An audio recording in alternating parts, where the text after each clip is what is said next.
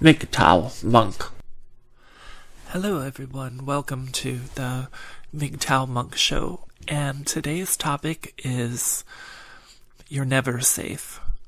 So let's begin with, I'm going to detail two more wonderful exes stories of, one was a fiance, one was just a pretty serious long-term girlfriend I had. So, why are you never safe? And a lot of people think, well, I'll be very positive, well, we have a loving relationship, everything's going fine, we've been together a while, things are good, we're living together, sex is great, we have fun, we travel, we shop, we cook, life is good, we don't have money troubles, everything should just end up ducky. But the truth is, you're never safe. And I hope these two stories shed some light on just how fragile the relationship with a woman can be and how you can never really expect anything to really work. And it's almost like you're fighting a losing battle just up to the point when you get married, and then if you do get married, that seems to give it another boost for a little bit, and then if you have kids, that might keep you together another few years, and then eventually you're going to hit the same things as if you had just pre-married gone on a bit longer. Now, what I think happens is that women find an excuse. They're fighting their hypergamous instincts. They've probably already cheated. You just don't know about it. And so what happens is they need to rewrite history in their minds. They need to alter reality so that they are the victims. This is a very key part of female psychology. So in order to break up with you, even if they're already cheating, even if they've already been a shit, they have to find an excuse. And what was happening in my case was there was no excuse. Things were great. But after 2-3 years, they were fighting that hypergamous instinct. And it wasn't that they were finding anyone better. In fact, every time they went for someone worse, maybe they were more alpha, maybe they were more asshole. That's probably more likely, because you've been too good. You've been trying too hard because you're on a marriage track. And if you're on a marriage track, you're not going to keep your pimp hand very strong. So let me try to recount. First, the really crazy one. Let's call her Dim. She was an Asian girl. I like Asian girls, or at least I did, because they have tight vajayjays. And she was tiny. She was a tiny thing. She was really cute. She was like 22, and we had dated about a year. And she was hot. She was really hot. She would wear big heels and mini skirts and just look the nines. And what happened was, and the funny thing is, I only know the reason why the breakup happened because years later I ran into her sort of at random. I just bumped into her in the city, and then she told me the reason, and I was so shocked. So this was a typical weekend. We weren't living together, but we were getting closer to that, and we were going to do a nice fancy dinner. So we're at the store, and she's very slow to walk because she's got her heels on.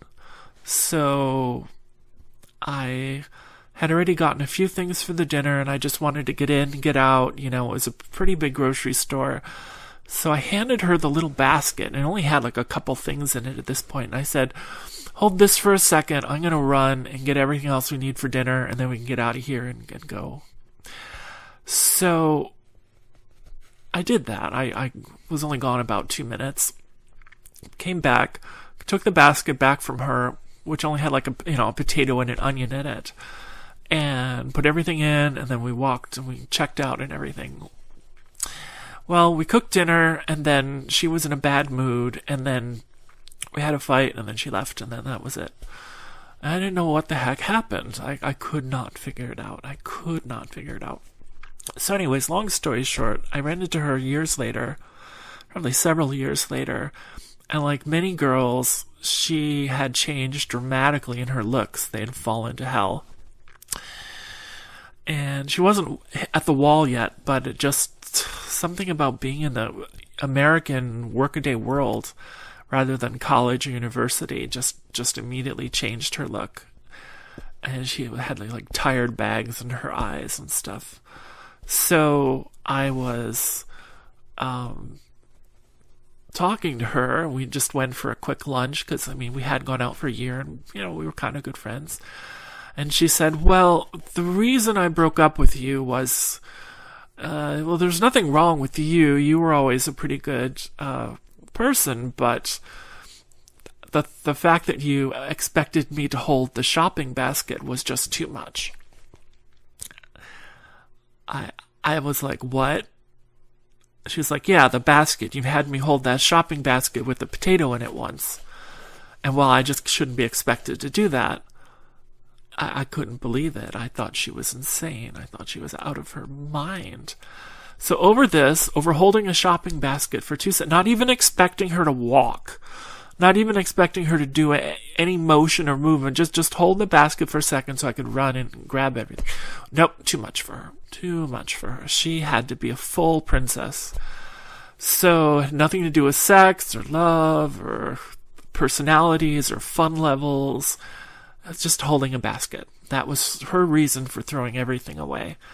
Now, the reality is she was probably either currently bonking someone else or thinking hard about it.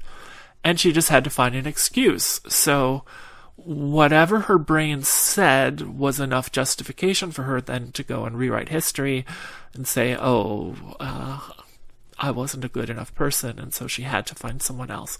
And she never did. She never found anyone else. I'm sure she dated more and banged more, but she never found anyone. And then she was an old spinster. So, and the other one is probably the biggest heartbreak.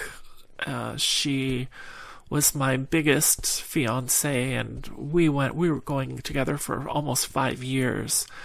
And it wasn't when I was young. It was when I was impressionable and in my late 20s, and really just, I had a big heart on my sleeve. Like I said, I never had a family. Had a very abusive mother, threw me away when I was very young, and I was all alone. And I really wanted a family and kids. I wanted to do the basic marriage track. So we had a very fairy tale relationship. It was unbelievable. I don't think these things could ever happen again.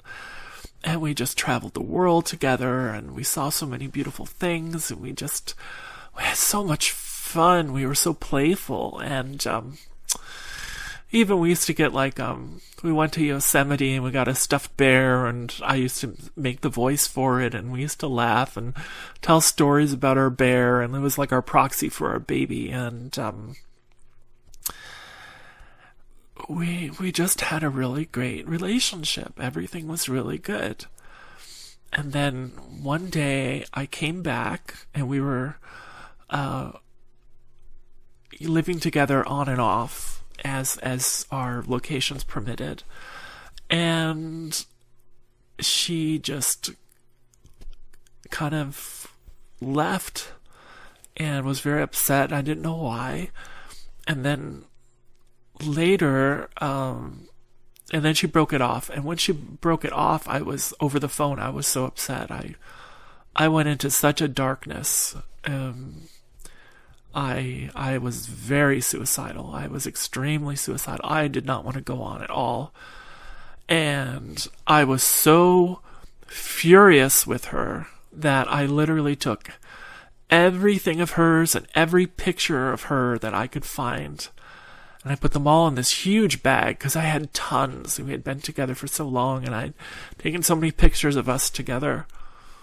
And even with all that, I decided to put it all in a bag, and I just dropped it off at her apartment and just left it. It was like the ultimate, I am so pissed at you, I don't even want a picture of you anymore. But anyways, my father died, and I had lost a lot of weight. I was down to skin and bones, and she saw me, and I was coming back from the airport, and she was close by there, so I stopped by her place. I told her what had happened, that I just buried my father, and I was pretty upset. But she looked at me in horror because I had lost all the weight off my body. I had gone from pudgy to just a Skeletor, and it was the breakup had just taken everything out of me, and she started to cry. And then she told me that the reason she broke up was because she had gone into my computer behind my back, and she had found that I had subscribed to one of the erotic news groups. And not even that I downloaded anything or that I had a trove of porn, which I did, but that wasn't it. Just simply the fact that I was curious about what might be out there was too much for her. And she just labeled me a perv, and that was it. That was the reason to throw away a fiancé, a formal engagement, having traveled to meet the parents and everything. So it was shocking. It was unbelievable. I hadn't been unfaithful. I'd always been good to her. I didn't have any totally crazy things going on.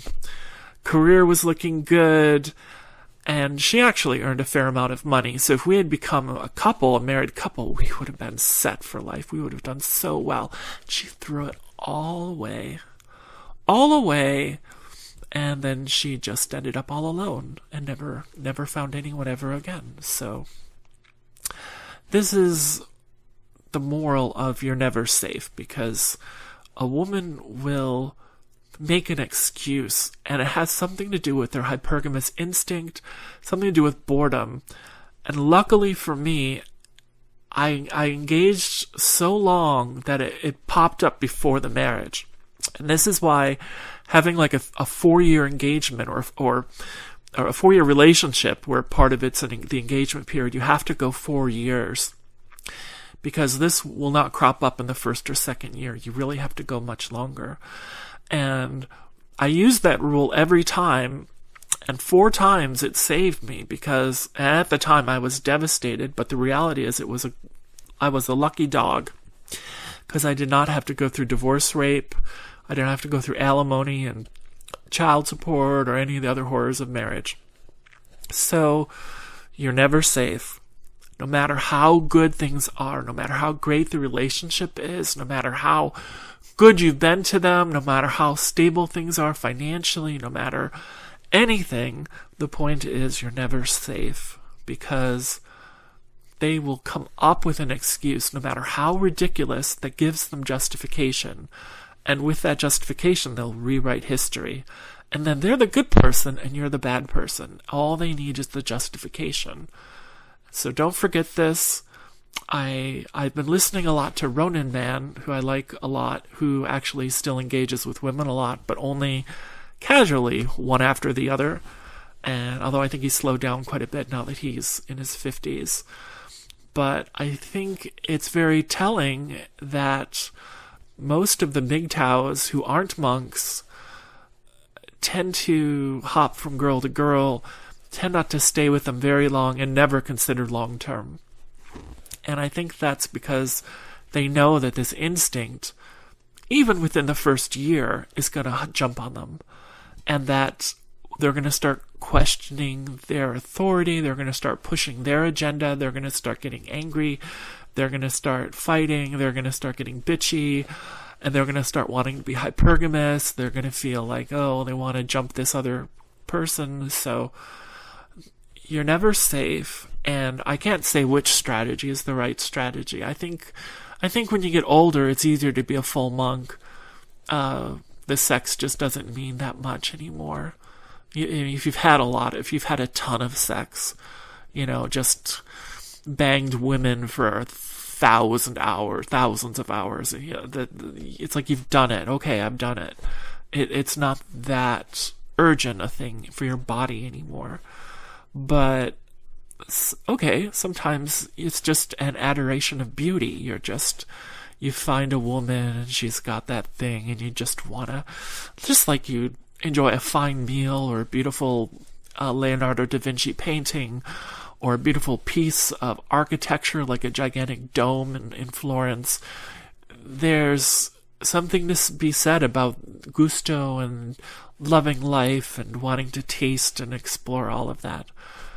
So one of the things is, if you aren't monk, that you really should go out and just revel in your freedom, as probably have a vasectomy so that you can't get anyone pregnant.